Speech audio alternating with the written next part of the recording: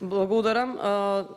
Накратко сакам да ги објаснам и двата амандмани поднесени од колегите Весна Дамчевски-Илиевска и Никола Поповски. Со едниот амандман се предлагаше да се обезбедат средства во висина од 1 милион денари за поставување на тротоар на десната страна на улица Радишанска во општина Бутел.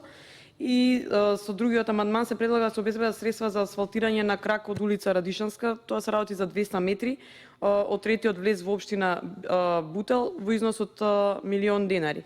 Со оглед на тоа дека поголем дел од Радишанска е завршена во мандатот на ВМРО ДПМН, останува мал дел кој што треба да се заврши и мислев дека нема да биде проблем за овие средства да се одвојат или па да се намалат, па за да се отпочне проектот, да се отпочнат овие проекти. Инаку често има сообраќајки баш на ова место и пожелно е да се среди оваа улица за да се избегне и сообраќајниот метеж.